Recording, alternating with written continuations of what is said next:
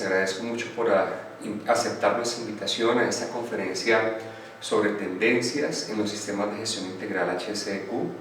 Mi nombre es Tomás Fonseca, les agradezco el estar con nosotros en la tarde de hoy, en la cual a través de una sesión de aproximadamente una hora hablaremos acerca de algunos aspectos claves en tres elementos que hemos detectado han generado impacto en la implementación, mantenimiento y mejora de los sistemas de gestión.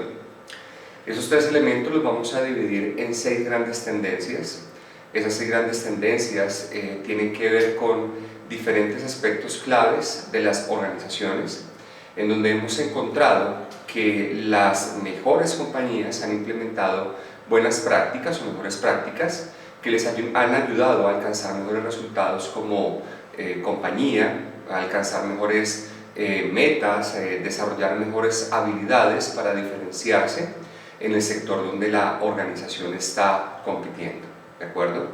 Entonces, pues comenzamos. De verdad, muchísimas gracias por estar acá todos, gracias a las personas que también participan de manera presencial. Y bueno, el primer punto del cual vamos a hablar precisamente en esta sesión tiene que ver con esos cambios que impactan la gestión integral, ¿no? Para comenzar, en esta parte me gustaría que tuviéramos claridad precisamente de qué son los sistemas de gestión integral, ¿sí? Bueno, existe mucha literatura relacionada con este tema y cuando uno mira las diferentes normas internacionales encuentra una definición, digamos, estándar, una definición que se utiliza muchísimo como herramienta para poder implementar y mantener un sistema. Esta definición dice que un sistema de gestión es un sistema en el cual se establecen políticas y objetivos y se gestionan procesos de soporte y operación para alcanzar dichos objetivos. Cuando la organización incorpora esa sigla que ustedes ven allí, que es HSEQ, se refiere a cuando dentro de ese sistema de gestión se abordan 3 elementos esenciales, que son el tema de calidad, bajo la norma, por ejemplo, la ISO 9001, aunque no es la única; el tema ambiental, bajo la norma internacional ISO 14001, que tampoco es la única; y también bajo la norma internacional ISO 45001 o cualquier otro estándar que la compañía haya incorporado, ya sea nacional o internacional. En este punto pues vamos a hablar de esas 3 líneas de acción. Sin embargo, hay que hacer claridad de que cuando se habla de un sistema de gestión, digamos, entre comillas, integral, no necesariamente significa que se vaya a trabajar con esos 3 modelos. Las compañías pueden incorporar diferentes disciplinas o herramientas de gestión a sus sistemas dependiendo de los objetivos que persigan. Yo he visto personalmente sistemas de gestión que no tienen directamente que ver con esas 3 disciplinas.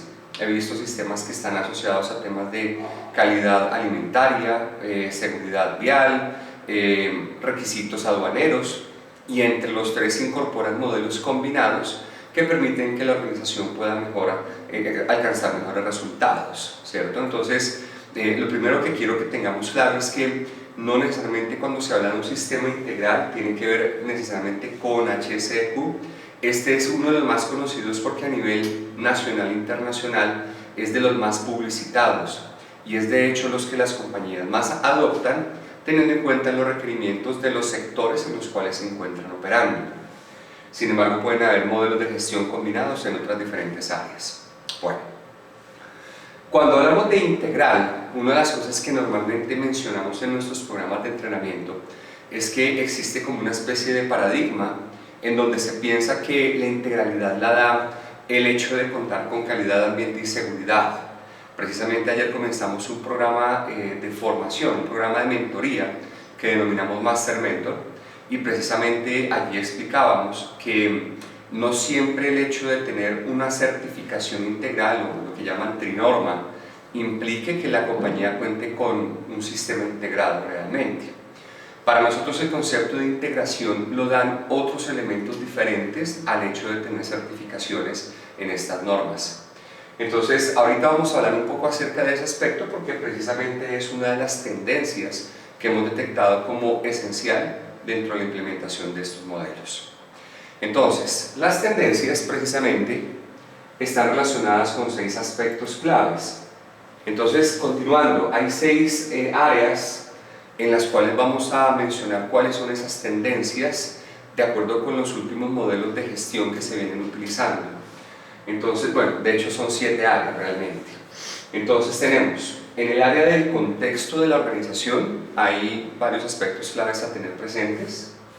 En el área de la identidad de la organización también. En el área del liderazgo. En el área de la gestión de los procesos, ahí van 4.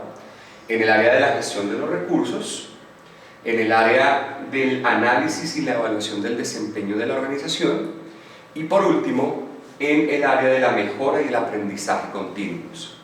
Entonces vamos a explicarlo de una forma sencilla para que se pueda comprender en cada uno de esos aspectos qué puntos claves pueden ustedes incorporar. Comencemos con la primera parte que tiene que ver con el contexto de una organización. La primera tendencia tiene que ver con el contexto de una organización. Para las personas que de pronto ya hayan recibido algún tipo de entrenamiento en sistemas de gestión, sabrán que desde el año 2012, bajo el anexo internacional SL, que es el anexo del documento de directivas para normas sobre sistemas de gestión, se estableció que todas las normas para sistemas de gestión deben contar con un capítulo sobre este tema, que por lo general es el capítulo 4. Ese capítulo se llama Conocimiento de la organización y su contexto. Dentro de este capítulo, en las normas internacionales por lo general se tocan 4 temas que son el contexto, las partes interesadas, el alcance del sistema y los procesos que conforman el sistema de gestión. En estos 2 aspectos que vamos a resaltar hoy, que son cuestiones internas y externas y las partes interesadas pertinentes, hay 2 tendencias bien importantes dentro de esta área clave. La primera, en cuestiones externas e internas.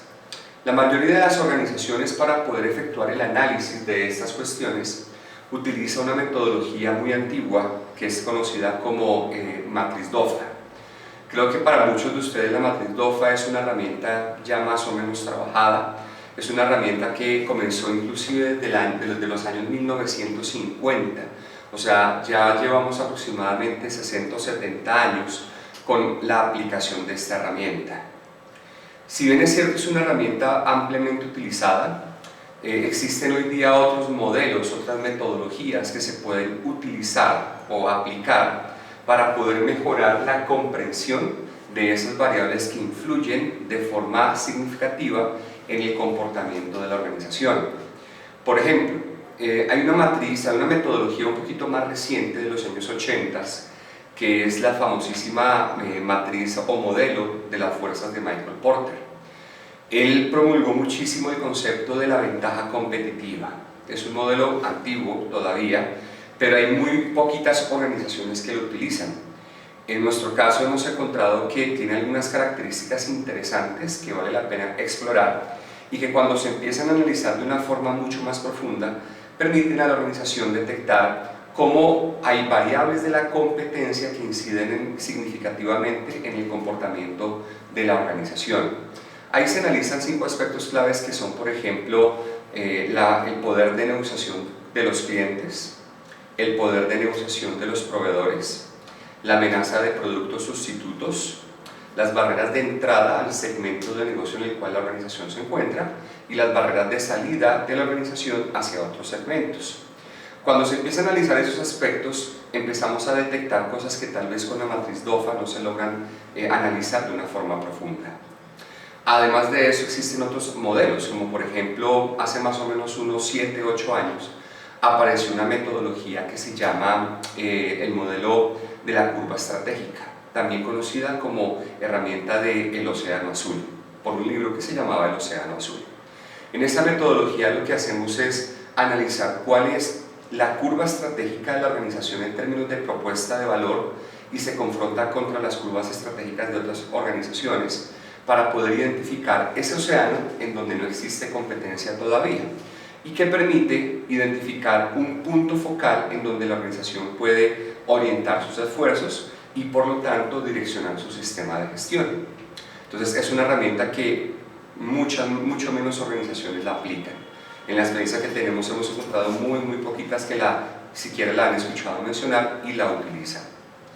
Hay otra metodología que es mucho más ampliamente utilizada, pero que no se le tiene la mayoría de las empresas la aplica, de hecho, pero no se le tiene un nombre como técnico, ¿de acuerdo?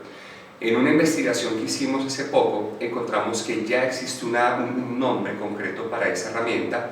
De hecho, es una herramienta heurística que no tiene una metodología específica con pasos como tal, pero que es muy ampliamente utilizada y se basa en la intuición de las personas que toman decisiones en la organización.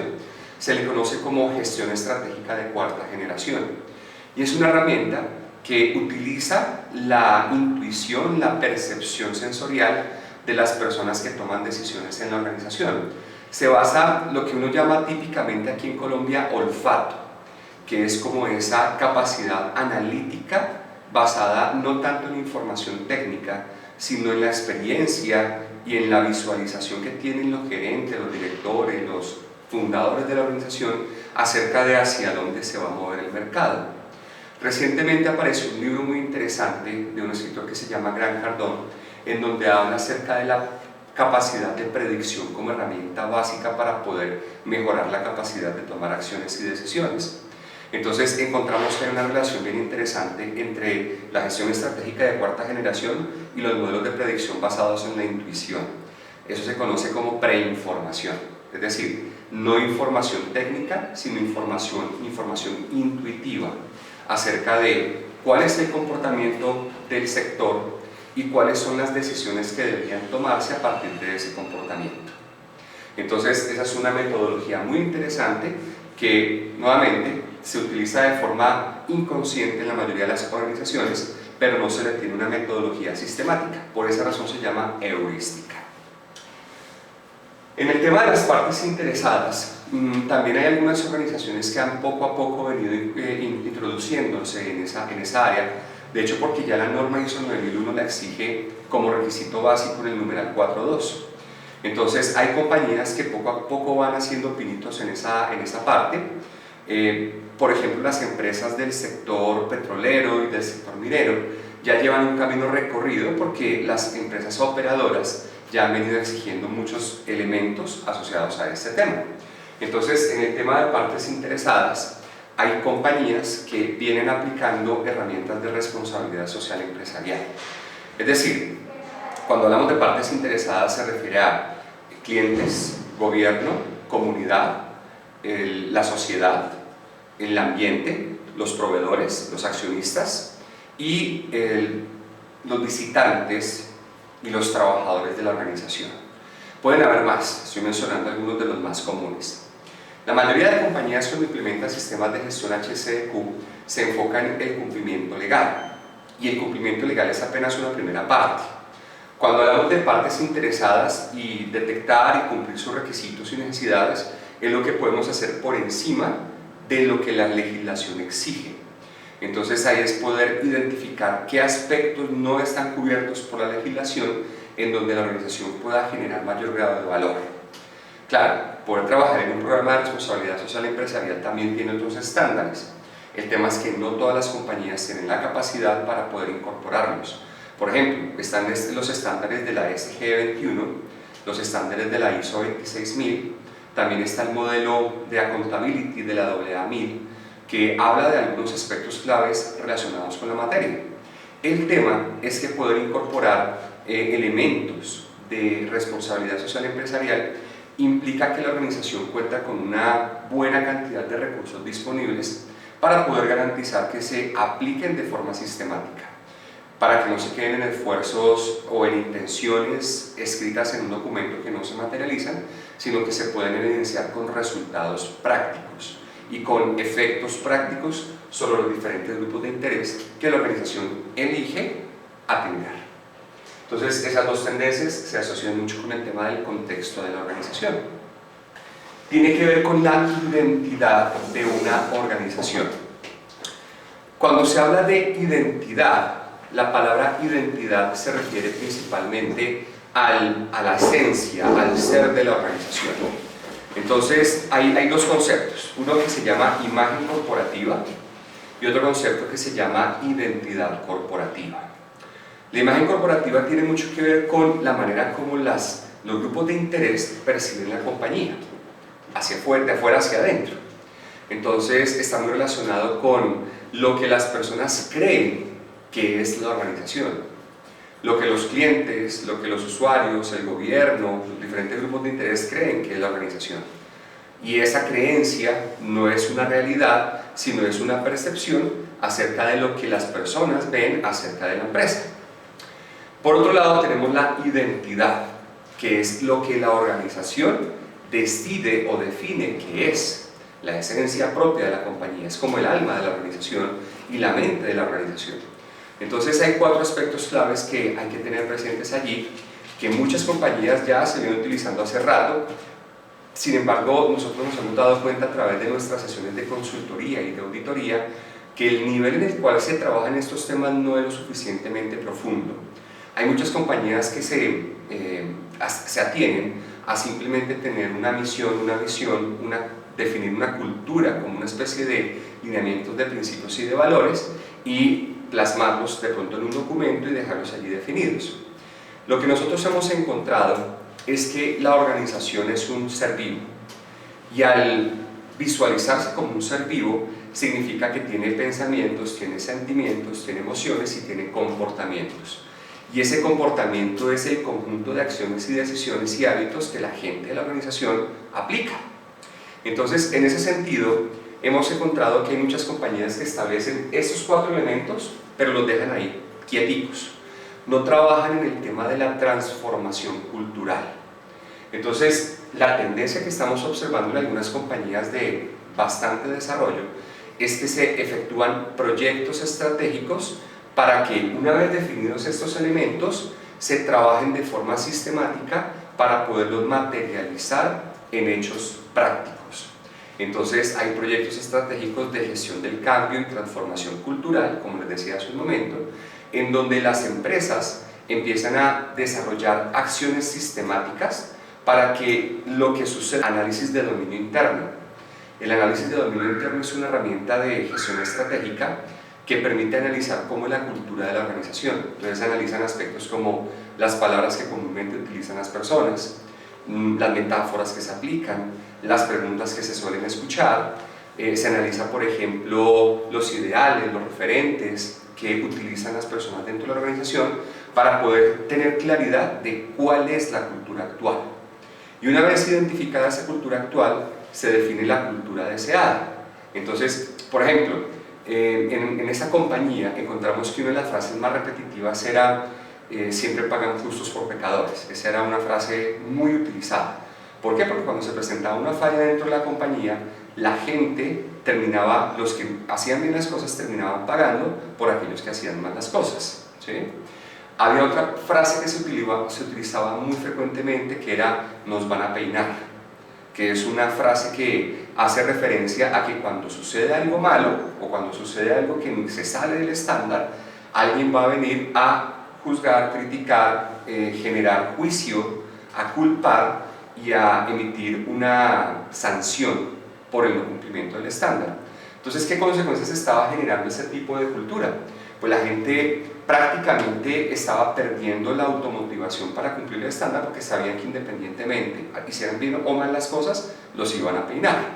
Entonces, la cultura se transforma a través de 3 aspectos. Primero, las palabras que utilizamos. Entonces, hay que cambiar las palabras que las personas empiezan que se utilizan en el día a día por otras que sean potenciadoras. Cambiar palabras limitantes por potenciadoras. El segundo, cambiar la emocionalidad. Cuando se hizo ese estudio de dominio interno, encontramos que la gente comúnmente asocia emociones limitantes a esas palabras comúnmente dichas. Entonces había que identificar cuáles eran las emociones que se quería lograr y emprender acciones concretas para que la gente las pudiera materializar. Y el tercer elemento, la corporalidad, es decir, la palabra y la emoción genera condiciones y comportamientos y respuestas fisiológicas en el cuerpo humano, y eso se veía cuando la persona iba a ejecutar una tarea de mala gana o desganada o sin emoción, sin ánimo, sin energía. Entonces, cuando empiezan a cambiarse palabras y emociones, la corporalidad tiende a cambiar.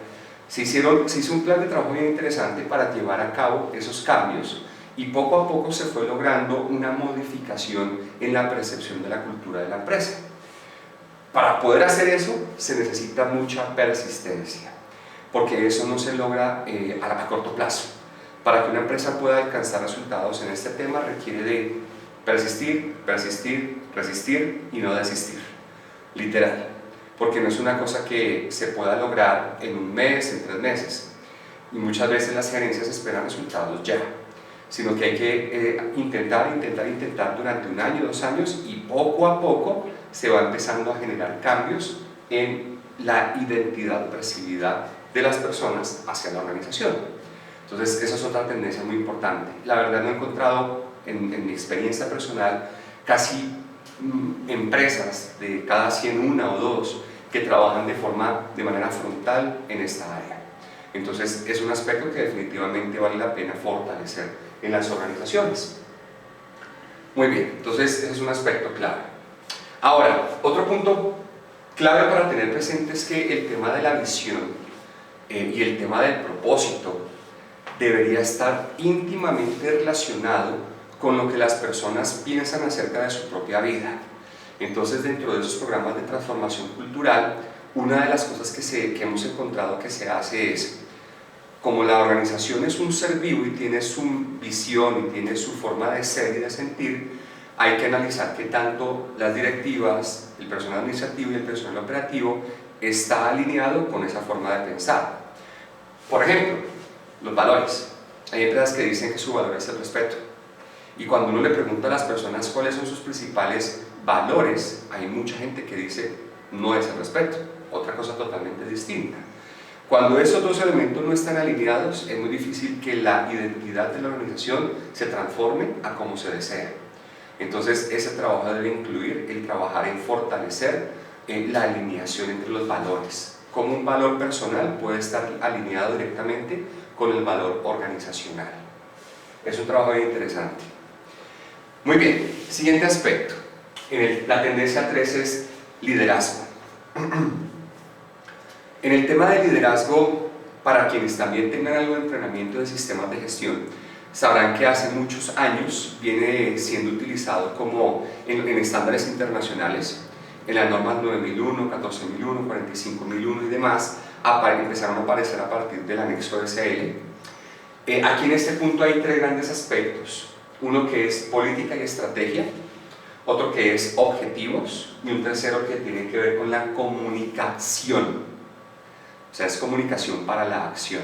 ¿Listo? Entonces, en el tema de política y estrategia, hay un requisito normativo que dice que la política debería ser definida de manera coherente con la estrategia, con el direccionamiento estratégico de la organización. El tema es que las normas no ofrecen metodologías para establecer estrategia, ¿sí? Entonces, hay una metodología que hay una que otra organización que está utilizando, que lo que hace es determinar la estrategia corporativa analizando factores internos y externos, pero desde un enfoque supremamente sincronizado. ¿A qué me refiero? Pregúntenle a un financiero qué entiende por estrategia, y muy probablemente les va a decir las acciones que emprendo para mejorar la rentabilidad. Pregúntenle a una persona comercial qué entiende por estrategia, y muy probablemente les va a decir las acciones que tomo para lograr aumentar las ventas. Ahora pregúntenle a una persona encargada de temas de seguridad y salud qué es estrategia, y les va a decir lo que yo hago para reducir los accidentes. Y así puedo continuar con muchos ejemplos. A lo que voy es que cada persona ve la estrategia desde una orientación totalmente diferente. La tendencia que se está utilizando, promovida principalmente por Robert Kaplan y David Norton en diferentes libros y en diferentes investigaciones de la Universidad de Harvard, es que la estrategia debería ser única e integradora. No debería ser una estrategia para cada área o para cada proceso, que eso lo he visto en muchas compañías, sino que debería ser única e integradora, lo cual significa que debería ser focalizada a la visión del negocio, primero. Segundo, debería tener claridad en cuál es el objetivo global que la organización persigue. A ese objetivo global se le conoce comúnmente como la mega, y la mega es como ese resultado macro que la compañía persigue y que espera alcanzar una vez haya alcanzado su visión. Entonces, ese objetivo macro se acompaña de una promesa de valor diferencial, y la promesa de valor diferencial hay que identificarla y hay que detectar qué es lo que hace distinta a la organización, y para eso se utilizan diferentes metodologías y ejercicios que permitan que la empresa detecte cómo puede crear un océano azul, ¿cierto? Cómo puede generar una diferenciación en el mercado, cómo puede alejarse de la competencia. Y a partir de esa promesa de valor diferencial, seleccionar un nicho de mercado al que quiera llegarle con la misma promesa, ¿sí? Entonces, cuando se establece esa estrategia unificadora, de ahí es que debería salir la política. Lo que yo encuentro muy frecuentemente en las organizaciones es que la política y la estrategia no están correlacionadas entre sí. Es más, hay muchas personas en las áreas de HCEQ que ni siquiera saben qué es la estrategia, cuál es siquiera, y no saben cuál es la relación que hay entre ella y el sistema de gestión. Entonces significa que hay una desarticulación. Lo que se busca es articular el sistema, direccionada por la política, con la estrategia de la organización. Y para ello es importante que se establezca un proceso de gestión estratégica muy bien definido. Cuando digo gestión estratégica, no es planeación estratégica.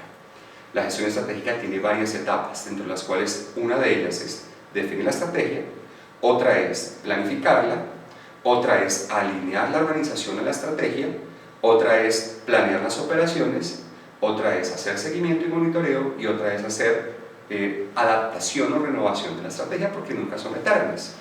Entonces, ese proceso de gestión estratégica debería direccionar el sistema de gestión, no al contrario, ¿sí? El sistema debería seguir la estrategia del negocio. Las personas deberían alinearse a los procesos, al sistema y a la estrategia, para garantizar que haya sincronía. De lo contrario, pues va a suceder que el negocio va por un lado y la estrategia va por otro, y el sistema va por otro, y eso no genera mucho valor. Bueno, el segundo aspecto es el tema de los objetivos. En la norma se establece que los objetivos deben ser coherentes con la política, y también coherentes, si es coherente con la política, pues evidentemente tienen que ser coherentes con el direccionamiento estratégico. Independientemente de que la empresa tenga objetivos del sistema de gestión y objetivos estratégicos aparte, eso no importa tanto, lo que sí debería suceder es que estén sincronizados en relaciones de causa y efecto. Sincronizados en términos de, si lo que yo busco es lograr la estrategia para alcanzar la visión, los objetivos establecidos dentro del sistema deberían apoyar esa estrategia. Y esos objetivos deberían ser la base para alinear los procesos y sus planes de mejoramiento, ¿cierto? Entonces, hay un aspecto importante que vamos a ver más adelante, y es que los planes de mejoramiento no vienen al final, sino que se hacen desde el comienzo. Es decir, aquí en este punto elijo en qué quiero mejorar. Entonces, eso es ¿cómo llamarlo? Es un romper un paradigma para muchas personas, sobre todo para los auditores, porque la mayoría de auditores exigen que como efecto de un hallazgo de una no conformidad, por ejemplo, se tiene que emprender una acción correctiva porque la norma lo pide. Sin embargo, la orientación que últimamente se viene aplicando es que no necesariamente la empresa tiene que tomar acción sobre la no conformidad, porque no siempre es lo que más le conviene. ¿Por qué? Porque no siempre las no conformidades son establecidas sobre temas álgidos de la organización, sino muchas veces sobre temas de forma, porque los auditores en muchos casos generan una conformidad de forma y no de fondo. ¿Cómo entender? Entonces, la orientación es que yo debería tener claro en qué aspectos quiero mejorar como compañía. Es tener foco, tener claridad y tener concentración en los temas esenciales en los que yo quiero mejorar. Lo cual significa que si hay una no conformidad que afecte ese foco, pues por ahí sí me emprendo acciones correctivas. Pero si tengo no conformidades relacionadas con otros temas diferentes, probablemente no invertiría ni tiempo ni energía para mejorar en esas áreas. Y es un aspecto muy importante porque las compañías tienen una situación que se llama recurso restrictivo. El recurso restrictivo es aquel recurso que limita la capacidad de lograr mejores resultados en una compañía. Como cuando voy a emprender acciones correctivas y de mejora, voy a estar limitado por ese recurso, Por esa razón, yo debo tener claro en qué aspectos claves debo mejorar y en cuáles no debería mejorar. Por esa razón también es que los objetivos deben ser alineados a la estrategia. ¿Listo? El tercer aspecto es el tema de la comunicación. Comunicación y comunicación. Tiene mucho que ver con el ámbito de liderazgo no técnico, sino desde el punto de vista de habilidades blandas. Hay varios autores, como por ejemplo Anthony Robbins, que sostienen que los principales problemas que se presentan en el mundo son generados por comportamientos y comunicación. Y la comunicación no solamente tiene que ver con lo que yo le digo a otra persona, no tiene solamente que ver con el canal de información que yo utilizo para transmitir datos o para retroalimentar esos datos, tiene que ver también con la manera como me comunico conmigo mismo. Entonces hay un aspecto de las habilidades blandas que está asociado con las habilidades intrapersonales, que va mucho más allá de aspectos como, tal vez ustedes lo han escuchado mencionar, la inteligencia emocional. La inteligencia emocional fue una primera aproximación en esa área, pero esa área es tan grande, tan ancha, como no se imaginan. Entonces, ¿la tendencia cuál es? Fortalecer las habilidades comunicacionales de las personas, tanto interpersonales como intrapersonales, para mejorar la capacidad de liderar.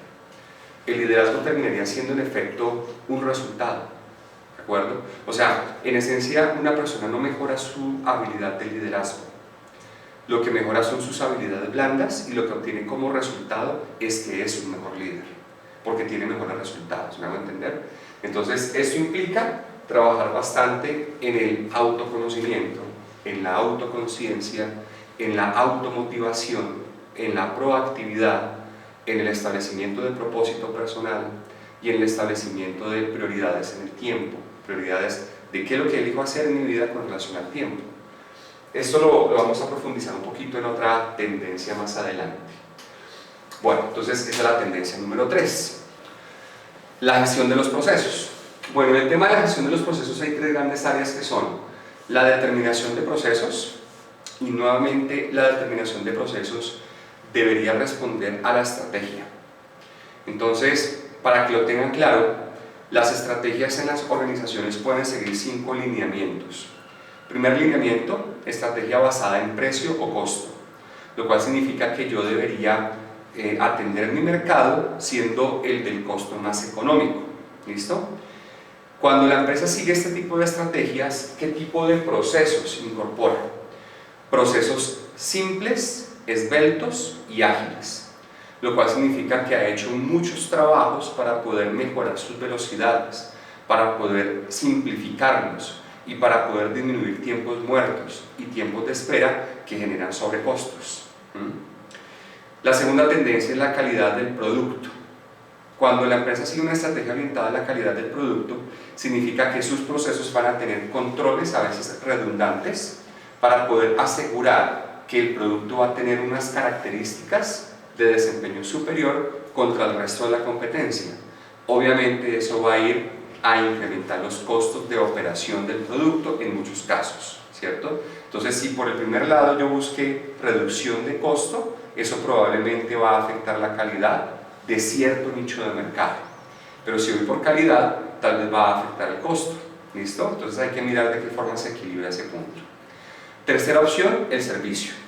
Cuando la empresa trabaja en el tema servicio, significa que dentro de esos procesos incorpora procesos, valga la redundancia, que ayudan a mejorar la percepción de calidez, atención, amabilidad, respuesta por parte del cliente, lo cual implica que por lo menos algún proceso tendrá que tener para apoyar esa gestión. La cuarta, experiencia del cliente. Entonces, cuando la empresa trabaja por experiencia, significa que diseñó todo su modelo de operación orientado a garantizar que el cliente se vaya diciendo wow. Y ese wow es una cosa estilo el parque de Disney, o por ejemplo hoteles de lujo, por ejemplo el Small Luxury Hotel de Cartagena, o por ejemplo Hotel 10 categoría Colombia en Medellín, que son orientados netamente a la experiencia. O la quinta tendencia, que es innovación, que implica que la empresa debería tener procesos de diseño y desarrollo, de innovación y renovación.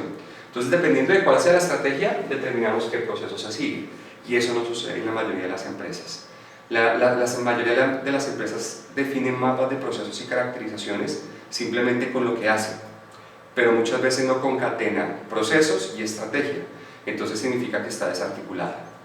Cuando yo establezco procesos, de ahí viene la definición de responsabilidad y autoridad, es decir, qué resultados voy a exigirle a los líderes de cada proceso. Es un tema de contabilidad, un tema de rendición de cuentas, en donde yo debo establecer claramente, con base en los objetivos y con base en los procesos, qué le voy a exigir a cada líder y cómo va ese líder a rendir cuentas sobre los resultados que ha generado. Y el tercero de la gestión de los procesos, las estrategias de gestión también deben estar orientadas a esa estrategia. Entonces, por ejemplo, si la empresa decide que va a trabajar en el tema de innovación, significa que los procesos deberían ser como mínimo iguales que los competidores que trabajan en ese tema, lo cual significa que debería entender cuál es el estado del arte en el mercado, en ese nicho de mercado, sobre esa área, porque de lo contrario, si el proceso no produce el valor necesario, no va a generar diferenciación y percepción de distinción frente al nicho de mercado al cual se orienta, lo cual significa que no va a generar mejores resultados frente a la competencia. Entonces, esos tres elementos se deberían sincronizar con la estrategia también. Claro, para eso existen diferentes metodologías, hay diferentes tendencias que no son nada nuevas. Por ejemplo, las metodologías Lean Manufacturing, las metodologías Six Sigma, las metodologías Just in Time, los modelos de producción y de gestión agregada de operaciones, van acompañando esa gestión de procesos. El tema es que no se definen esas metodologías por moda, sino que se definen porque están pegadas a una estrategia, ¿sí? Por ejemplo, recuerdo hace unos 4 o 5 años que había una empresa del sector de la billutería, o sea, de joyas, anillos y demás, que tenía como idea el garantizar que sus procesos fuesen supremamente eficientes para poder reducir sus costos con el fin de tener mayor rentabilidad en un nicho de mercado particular. Entonces, esa empresa decidió trabajar en modelos Six Sigma y Lean Manufacturing para poder lograr ese resultado. Pero si la empresa estuviera trabajando más en la experiencia, no se mete en temas de Lean Manufacturing, sino que trabaja en otras áreas diferentes, como por ejemplo procesos de generación de creatividad, que es otro rollo totalmente distinto. Hay una metodología que se llama Design Thinking que se utiliza para eso. Entonces, dependiendo de cuál sea la orientación, repito, se escoge cómo va a operar el proceso, no al contrario. Y así mismo se definen los estándares, ¿no? Los procedimientos y demás. Bueno, hay una siguiente tendencia. La tendencia es asociada a la gestión de los recursos. Yo creo que esta es una de las áreas en donde más evoluciona ha habido. ¿Por qué? Porque, como repito muy frecuentemente en nuestras mentorías, en nuestros diplomados, el tema del trabajo con las personas es el 80% del sistema de gestión y el trabajo con los procesos, procedimientos, recursos e infraestructura es el 20%. En las tendencias tenemos seleccionar las personas correctas para el cargo correcto. O sea, el tema de selección es el primer filtro, el filtro que, digamos, garantiza por lo menos un 50% de la eficacia en la gestión que se desarrolle de ahí en adelante. Lo cual significa que si dentro de la organización no hay procesos bien desarrollados para reclutamiento y selección y contratación de personal, lo que se haga de ahí en adelante va a ser desgastante, repetitivo, costoso, oneroso y muchas veces sin resultados consistentes en el tiempo. Entonces, hoy día la selección de las personas no se hace tanto por atributos técnicos, sino por atributos personales. Si ustedes miran, por ejemplo, las investigaciones efectuadas por Daniel Goleman hace unos 10 o 15 años, que hoy día se han venido complementando, encontrarán que la tendencia en las empresas de clase mundial es no contratar por perfil académico, sino contratar por capacidades y desempeño asociado a habilidades blandas. Un ejemplo muy claro: Google ya no contrata personal profesional. Facebook tampoco lo hace, porque han encontrado que no necesariamente las personas que tienen mejor perfil académico tienen mejores resultados en el trabajo. Es más, antiguamente la gente la contrataban por su perfil profesional y la despedían por sus falencias en habilidades blandas. Hoy día sigue sucediendo eso. Por esa razón la tendencia es evitar la contratación con una alta carga en temas técnicos y más bien darle mayor peso ponderado a los atributos personales. Eso filtra todo lo que se haga de ahí en adelante. El siguiente aspecto es el tema del compromiso de las personas. El compromiso en esencia es la promesa que una persona hace para lograr un resultado, para comprometer, para asegurar que va a dedicar tiempo, atención y energía en una causa. Entonces, el compromiso no se da porque la persona esté trabajando en una organización solamente, sino que se da cuando la persona siente que su trabajo le aporta a su vida personal, le aporta a su familia y le aporta a su crecimiento. Entonces, hay un punto muy importante que tiene que ver con el determinar compromiso de vida, propósito de vida. Es decir, así como las organizaciones tienen una misión y un propósito, las personas también deberíamos encontrar nuestro propósito y nuestra misión en el mundo. Y lo que hemos encontrado es que de cada 10 personas, por lo menos 9 ni siquiera saben qué significa propósito. Y una, al menos ha pensado cuál es su propósito, pero no lo tiene claro. Entonces, ese panorama hace que la gente no tenga conexión entre su rol en el proceso, la gestión que emprende dentro de la compañía y lo que quiere lograr a mediano y largo plazo. Entonces, la clave ahí está en ayudar a la persona a encontrar propósito personal de vida. Cuando se tiene propósito, el compromiso, y si está alineado, ¿no? Porque muchas veces no lo está. Es más, es recomendable que dentro de la selección se pudiese filtrar algo acerca de cuál es el propósito de la persona en su vida. Porque si no está alineado con la organización, no conviene contratarlo, porque va a ser un desgaste. Y una vez la persona tiene claridad de ese propósito y se le ha ayudado a desarrollarlo dentro de la organización, ahí viene el tema del empoderamiento y la motivación. Motivación significa mover a la acción. El tema es que en muchas compañías se trabaja en programas de motivación atados a incentivos, beneficios y bonificaciones, o por ejemplo relacionados con premiaciones y demás, o castigos. Lo recomendable es, y la tendencia es, no trabajar en ese tipo de programas, sino más bien ayudarle a la persona a que pueda encontrar sus propias razones, sus propios automotivadores, como a través de ayudarle a fortalecer sus habilidades blandas. Entonces, esa tendencia se está utilizando en compañías de clase mundial. Por ejemplo, hay una compañía que se llama Mindvalley, es una compañía con sede en Kuala Lumpur, que ha tenido un crecimiento en el lapso de 5 años, de 0 a estar en el top de las mejores compañías de desarrollo personal en el mundo. Es una compañía que trabaja programas de entrenamiento en habilidades blandas con plataforma web.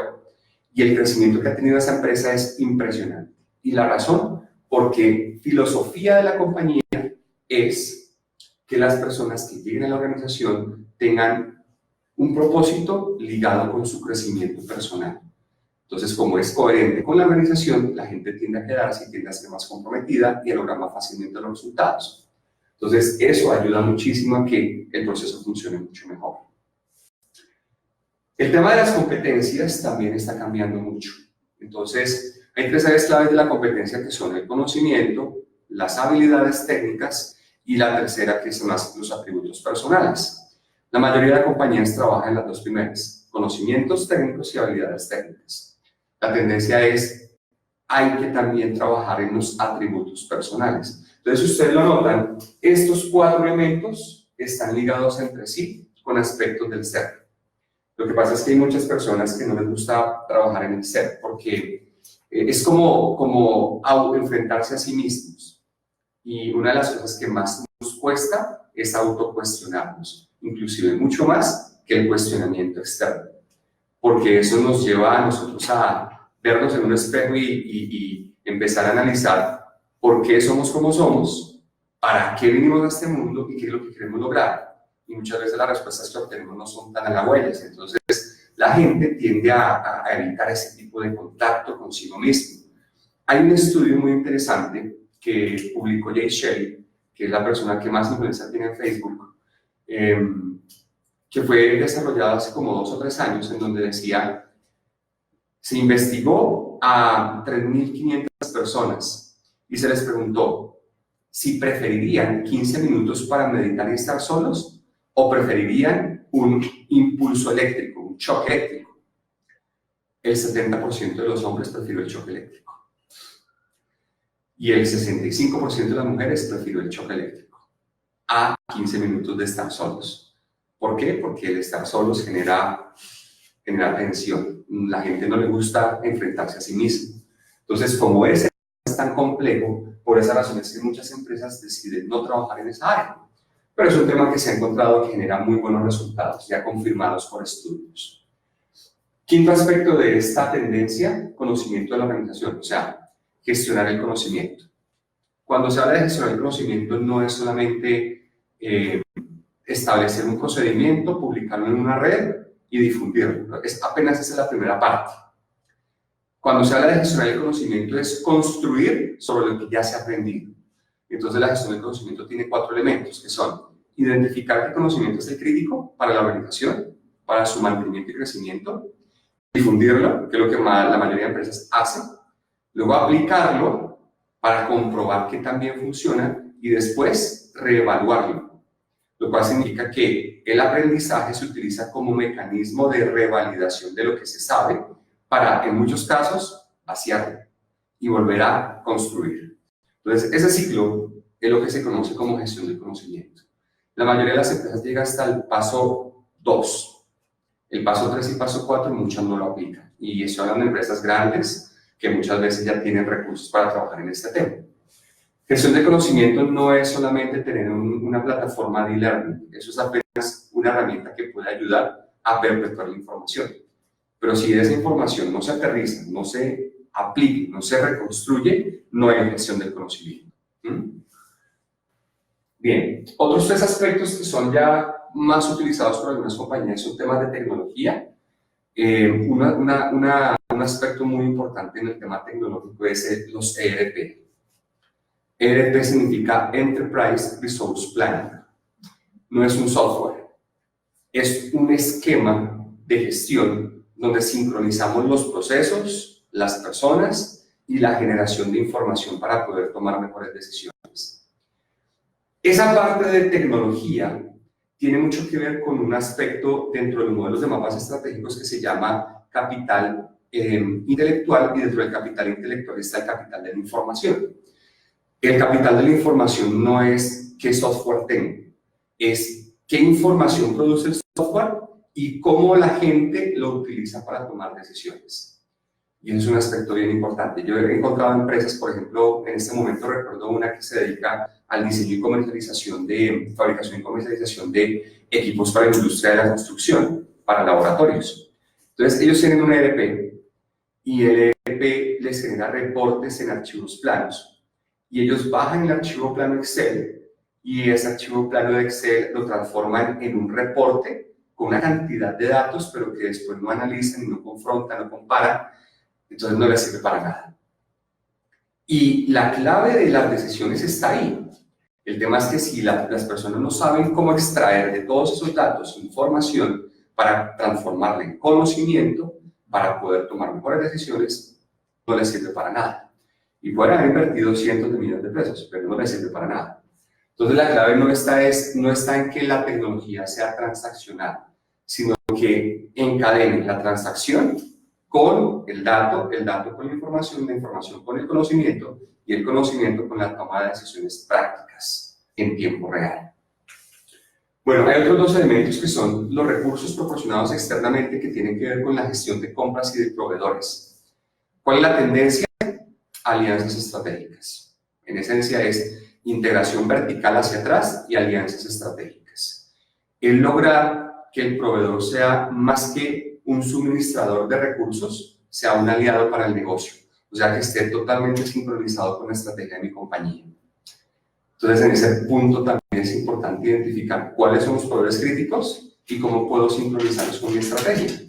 Y eso tiene también mucha tela para cortar. Lástima que no alcance el tiempo, pero un tema muy interesante, porque ahí está una de las principales fuentes de generación de rentabilidad en la organización. O sea, si de pronto no lo han hecho en alguna oportunidad, les recomiendo que lo hagan. Vean cómo funciona un estado de resultados. Los estados de resultados tienen ingresos, costo de ventas, ahí sale el margen bruto. Resulta que el costo de ventas puede ser perfectamente el 70 o el 80% de los costos totales, costos y gastos totales de una compañía. Y dentro de esos costos de ventas, en muchas organizaciones, las materias primas, los insumos y los productos y servicios adquiridos son un gran peso, porque el costo de ventas tiene los costos de producción y los costos de operaciones. Y dentro de esos costos de producción, en muchos casos está la materia prima, los insumos o los servicios que los proveedores suministran. Entonces, cuando yo trabajo de forma directa con los proveedores, puedo generar ahorros muy importantes que van a ir directamente al P&L y van a generar mayor margen bruto. Y cuando hay mayor margen bruto, significa que generamos mayor utilidad neta para la compañía. El tema es que hay muchos gestores de HCQ que es cero en temas financieros. Entonces, eso es un área que es bien importante desarrollar. Porque si se trabaja en esa área, tenemos un impacto directo que la gerencia va a reconocer como positivo. Entonces, un punto clave. Y bueno, el tema de los recursos naturales, pues también es una tendencia. Hay muchas compañías, la vez pasada hicimos un video que mostraba que en Colombia, en datos del año 2016, habían 3.500 certificados de gestión ambiental. Colombia es el cuarto país en certificaciones de gestión ambiental. Digamos que hay una buena conciencia en cuanto a certificación, sin embargo, el tema más allá de la certificación está en el desarrollo sostenible. Y el desarrollo sostenible es una triada, que es equilibrio económico, social y ambiental. Entonces, cuando se trabaja este tema, más allá de las certificaciones, mirar de qué manera se puede generar mejores resultados financieros y sociales a través de fortalecer la gestión ambiental. Entonces, para eso existen diferentes metodologías. Una que se recomienda es, por ejemplo, la serie de normas ISO 14031 y 14032, que hablan de herramientas para potenciar el desempeño ambiental desde un punto de vista sinérgico, ¿no? Eso es un punto importante. Bueno, sexta tendencia. Bien, tendencia 6, evaluación del desempeño. En esta tendencia de evaluación del desempeño hay 4 áreas claves en donde se está trabajando. Primera área clave, medición y análisis. No saben cuántas personas encontramos en nuestras consultorías, gerentes o líderes de proceso o coordinadores de proceso que presentan falencias en conocimiento de técnicas estadísticas y técnicas no estadísticas para analizar sus datos y su información y tomar decisiones más acertadas. La mayoría trabaja con la experiencia y con la, ¿cómo se le llama? Se me olvidó.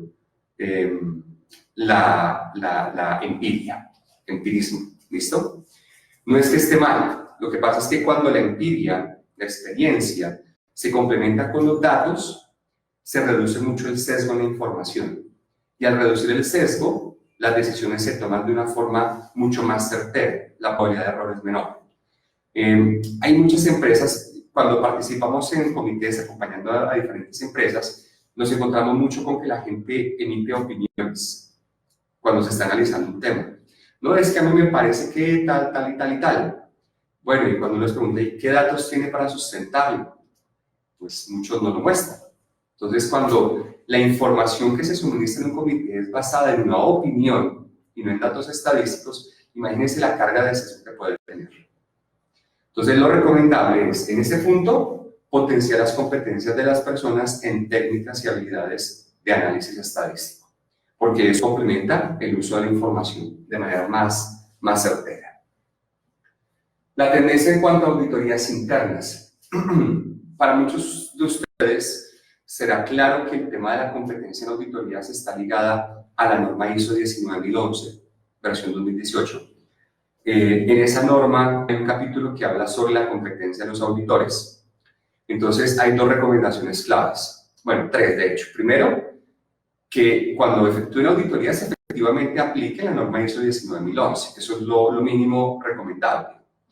Segundo, que se aseguren de que las competencias de su equipo auditor no solamente contemplan temas técnicos, sino como lo vimos anteriormente, también contemplan atributos personales y habilidades blandas, que de hecho es una de las recomendaciones que trae el capítulo 7 de la norma. Y la tercera, que adicional a aplicar los lineamientos de la 19.011, tengan en cuenta los lineamientos del Foro Internacional de Acreditación. El Foro Internacional emite normas de buenas prácticas para auditorías y trae unas muy buenas recomendaciones que no aparecen en la norma. Entonces, cuando se utilizan, se complementan, generan mejores resultados en los hallazgos y en las conclusiones que se emiten dentro de las auditorías internas o externas si están haciendo auditorías de segunda parte. Otro aspecto bien importante, la autoevaluación. En el tema de la autoevaluación hay una metodología que se utiliza hace muchos años por algunas empresas de clase mundial, pero parece que se nos olvidó, y es el benchmark.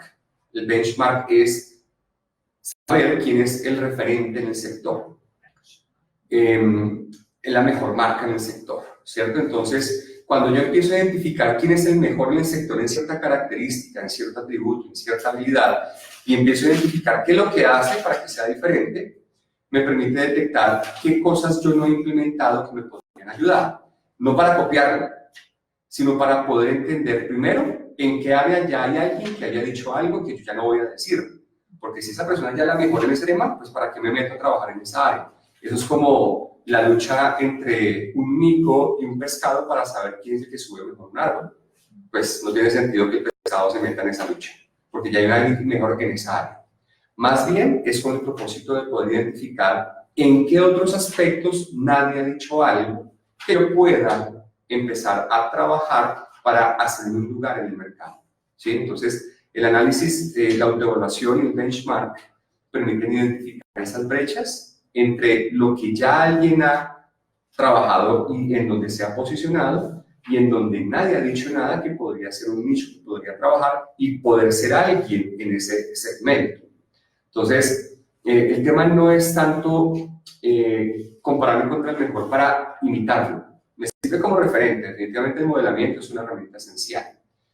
Lo digo más que todo es con el propósito de que la empresa pueda detectar en dónde existen océanos azules que tal vez nadie ha identificado y donde yo podría entrar para ser distinto en esa área.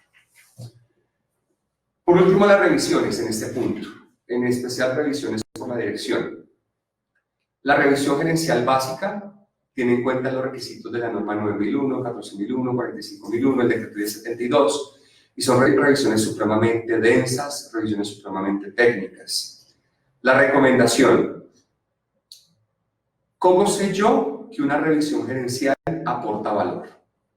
La respuesta es cuando el acta de revisión la mira la junta directiva. Si la junta directiva no mira esa acta de revisión, significa que no aportó mucho valor estratégico. Entonces, la idea central es que cuando se planifique y se ejecute una revisión por la dirección, se oriente de tal manera que primero sea dinámica, segundo, sea al estilo de un elevator pitch, investiguen qué es un elevator pitch, y tercero, que aporten datos impactantes en relación con la estrategia. Porque es que acá es donde debería analizarse si la estrategia de la que hablábamos al comienzo realmente generó valor, si se implementó y si está generando diferenciación en el mercado. Entonces, el punto esencial es que las revisiones por la dirección deberían orientarse no solamente al verificar todo lo que pide la norma, sino analizar más al fondo qué tanto la empresa se acerca a su mega. ¿Se acuerdan la mega de la que hablamos hace un rato? La mega es ese gran objetivo macro retador que la compañía quiere lograr en línea con su visión. Entonces, en la revisión yo debería preguntarme, ¿me estoy acercando a la mega o no? ¿Sí? Entonces, de esa manera es que uno garantiza que la revisión gerencial le genere mayor valor a la alta dirección y de ahí salgan proyectos estratégicos. ¿Listo? Es un punto clave. Nótese que dice mejora, aprendizaje e innovación. Este tema tiene mucho que ver con la gestión del conocimiento y con lo que denominamos innovación. El concepto de innovación significa en esencia cómo yo tomo una idea y la convierto en dinero. ¿Listo? ¿Cómo tomo una idea y la convierto en dinero? No todas las ideas se convierten en dinero. No todas las ideas se convierten en un producto y no todos los productos generan rentabilidad. Cuando hablamos de innovación, significa que la podemos abordar desde la estructura de la compañía, desde los procesos de la organización o desde el producto. El punto es que cada vez que planteamos ideas, de alguna forma se puedan filtrar para establecer iniciativas y luego de filtrar esas iniciativas establezcamos proyectos y esos proyectos generen un retorno de inversión que aporte a la rentabilidad de la empresa y a los objetivos estratégicos financieros y de mercado. En muchas compañías lo que yo observo es que las acciones correctivas se emprenden para cumplir lo que pide el auditor o lo que pide la norma, pero no para lograr mejores resultados como compañía. Entonces uno ve, por ejemplo, mira, la vez pasada en una auditoría estaba mirando la base de datos de las acciones correctivas y había como unas 60. Y cuando miramos cuáles de esas 60 estaban generando retorno a la organización, como 2. Entonces uno dice, ¿cuánto tiempo y energía se invierte en esas acciones para que solamente 2 de 60 estén generando retorno? Hay algo que está mal ahí. Entonces la recomendación es que cuando vayan a embarcarse en un proyecto de mejora, realmente se aseguren que genera retorno. Si no, estaría produciendo solamente gasto y no estaría aportándole valor, tanto financiero como hacia otros grupos de interés de la organización. Entonces hay 4 aspectos: la mejora como tal y cómo se elige emprender acciones sobre ella, el aprendizaje, que está ligado precisamente a lo que hablábamos acerca de la gestión del conocimiento, la innovación, que es lo que veníamos mencionando, y el tema de las oportunidades y los riesgos. A mi juicio, una de las principales fuentes de acciones de mejora no está en las auditorías. No es que no pueda hacerlo, lo puede hacer perfectamente. Lo que pasa es que, lamentablemente, la mayoría de los auditores se enfocan netamente en requisitos normativos y no analizan desde un punto de vista más estratégico y holístico cómo el sistema le aporta la estrategia. Por lo tanto, los hallazgos que muchos generan son de forma más que de fondo, lo decíamos hace un rato. Cuando yo me focalizo en emprender acciones de mejora que le aporten a generar mayor valor en términos de introducir nuevos productos en el mercado, ingresar a nuevas líneas de negocio a la organización, ingresar a nuevos mercados, nuevos nichos, generar innovación tecnológica, o por ejemplo, introducir prácticas que generen reducciones en costos o incrementos en ingresos, o por ejemplo, hacer nuevas alianzas con terceros que me permitan generar mayor crecimiento y desarrollo en la organización, pues de esa forma yo puedo generar más valor con un solo proyecto que con 100 acciones correctivas que no tienen una orientación estratégica. Entonces, la recomendación en este punto es focalicémonos, ¿cierto? Entonces, antes de decidir emprender acciones correctivas y acciones de mejora, primero filtrémoslas. ¿Cuáles de ellas tienen el mayor retorno con el menor costo y el menor riesgo? Y a partir de allí, de 100, perfectamente podrían salir 10. Y de esas 10, perfectamente podrían ser solo 3 las que generan mayor impacto. Y de esas 3, me enfoco en una que realmente me va a ayudar a sacarla del estado. Entonces, la focalización es clave en este punto. Entonces, RGI se define como mentoría en gestión integral. Nosotros actualmente tenemos un programa de auditoría de sistemas de gestión integral en calidad, ambiente, seguridad y salud en el trabajo y seguridad vial, que tiene como propósito, primero, lograr que las personas puedan desarrollar competencias como auditores en estas normas internacionales, y segundo, se descargó y segundo, ayudar a las personas a proyectarse profesionalmente. Entonces, para ello tenemos un modelo que se denomina Master Mentor, RGI Master Mentor. El modelo de RGI Master Mentor es un modelo de desarrollo de competencias que se establece o que se gestiona en 3 niveles. Hay un primer nivel que se llama Mentor Estándar 64, un segundo nivel que se llama Mentor Plus 88 y un tercer modelo que se llama Mentor Premium 120. Son 3 niveles del mismo Master Mentor encadenados entre sí. Entonces, el modelo Mentor Estándar es el nivel que se enfoca en certificar las competencias de las personas como auditores internos en HSEQ. Yo creo que ustedes han escuchado hablar bastante acerca de los cursos de auditoría interna integral HSEQ. Eso es muy, muy común. Digamos que tiene algo de eso, pero para nosotros esa parte no es la esencial. Para nosotros la parte esencial es ¿Cómo logramos que la persona, más allá de certificarse como auditor, tenga mejor desempeño profesional? Entonces, en este primer nivel, nos orientamos en brindarle a las personas las siguientes herramientas. Primero, que aprendan acerca de fundamentos de sistemas de gestión, cómo planificar sistemas de gestión, cómo implementarlos, cómo evaluarlos y cómo auditarlos. Y en este caso son sistemas de calidad, ambiente y seguridad y salud en el trabajo. En este nivel, lo que se hace es que a la persona se le realiza una evaluación inicial de conocimientos. Hay 64 horas de formación y mentoría en estos modelos internacionales. Luego viene una evaluación de competencias como auditor, basándonos en los criterios de la norma ISO 19011, y luego viene la certificación de competencias en esa área. Dentro de este modelo, las personas también adquieren una membresía que les permite estar dentro de la plataforma durante 3 meses. Ese es el primer nivel, dura 64 horas. Cuando las personas deciden ir hasta este punto, pues ahí finalizaría el programa, la parte presencial, y después continúa con el acceso virtual a la plataforma. ¿Listo? Después de que las personas que están aquí quieren continuar en el siguiente nivel, que es el Mentor Plus 88, entonces hacemos otros dos niveles, otros dos módulos que son fortalecer competencias en seguridad vial y gestión de riesgos. ¿Listo? Entonces, el HSQRS lo que hace es certificar la competencia de la persona como auditor en HSQ y en temas de seguridad vial y en la norma ISO 31000. Entonces, se ve lo mismo que en Mentor estándar 64 y adicionalmente se fortalecen las competencias en identificación, análisis y evaluación, tratamiento de riesgos y monitoreo de los riesgos. Adicional a esto, pues se tienen 88 horas de mentoría, hay un certificado ya internacional en el Mentor estándar. El certificado que se emite es por RGI, por nosotros directamente. En este nivel ya hay una certificación internacional que genera un organismo que se llama AP+. Es un organismo que viene de España, que lleva en el mercado más o menos 60 años y está aproximadamente en 76 países, más o menos.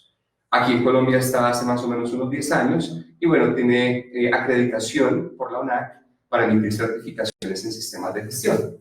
Y es el organismo con el cual venimos trabajando desde hace más o menos 2 años, más o menos. Cuando la persona adquiere este nivel de mentoría adicional a el tiempo de formación presencial, puede estar en la plataforma con la membresía durante 6 meses, en donde va a recibir más información según se vaya incorporando dentro de los módulos que tiene el programa. Aquí también pues, se ven los conceptos del Mentor estándar y se complementa, como les comentaba, con el tema de gestión del riesgo y gestión en seguridad vial. El siguiente nivel es el nivel de Mentor Premium 120. Este es el que para nosotros genera mayor diferenciación, porque adicional a certificar competencias como auditor en HSQRS, el auditor desarrolla competencias blandas. ¿Se acuerdan que hace un rato comentábamos acerca de las habilidades blandas, no? ¿Alguno de ustedes ha escuchado hablar acerca de los cursos de auditor líder? Bueno, los cursos de auditor líder son normalmente ofrecidos por organismos de certificación internacional. El tema es que lo único distinto entre el auditor interno y el auditor líder en cuanto a contenido temático es que se ve la norma ISO 17021. Esa norma, ¿en qué se distingue de la norma ISO 19011? En que es la que se utiliza para organismos de certificación poderse acreditar. Pero no es que tenga cosas diferentes en cuanto al contenido para los auditores. O sea, es como decir, el ISO 9001 de un organismo de certificación, ¿me hago entender? Y es para que puedan ejercer la función de certificar. Es el estándar que se utiliza para acreditarse como certificadores. Pero no es que tenga conceptos diferentes a la formación de auditor interno, ¿listo? Entonces, realmente formación como auditor líder en ese tipo de programas no se imparte, porque no se imparte el concepto de liderazgo como tal. Viendo esa brecha, nosotros decidimos emprender un tema que es desarrollo de habilidades blandas, que precisamente contribuyen a que la persona pueda potencializar sus habilidades de liderazgo. Entonces, en este nivel de Mentor Premium 120, aparte de lo que se hace en los niveles anteriores, incorporamos un módulo completo orientado a fortalecer habilidades interpersonales y habilidades interpersonales.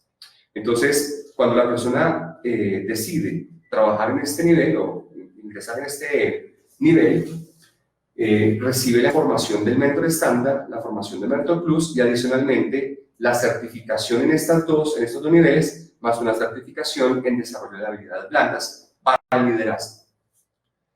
Definitivamente lo que hemos encontrado es que cuando una persona potencia esas habilidades tiene mejores resultados en su vida profesional. Y cuando una persona potencia esas competencias, normalmente genera una mejor calidad de vida para su familia y pues crece. O sea, hay mayor plenitud, paz, tranquilidad y eso le genera un mayor nivel de percepción de crecimiento. Entonces, en este nivel Mentor Premium, pues están las 3 certificaciones. Hay 120 horas de formación, la certificación en HCQDS por RGI, por AP Plus y adicionalmente el desarrollo como líder a través de herramientas de coaching. No sé si han escuchado hablar de coaching. Bueno, coaching es una metodología muy interesante que ayuda a potenciar competencias en las personas. Y adicionalmente 12 meses en nuestra plataforma de Moodle. Nosotros manejamos plataforma Moodle para todo el contenido temático. Y para las clases las hacemos más o menos de esta misma manera. Entonces las personas vienen inclusive ayer comenzamos un programa, ¿no? Entonces vienen aquí, los que quieren participar de forma presencial y las personas que quieren participar de manera virtual se conectan por Facebook Live e interactuamos de esta misma forma, con preguntas y respuestas y las personas viendo el material y la conferencia en tiempo real. Feliz noche para todos, de verdad, muchísimas gracias. Feliz noche para todos. Mi nombre es Tomás Fonseca, en nombre de RPI, un total agradecimiento. Feliz noche. Hasta luego.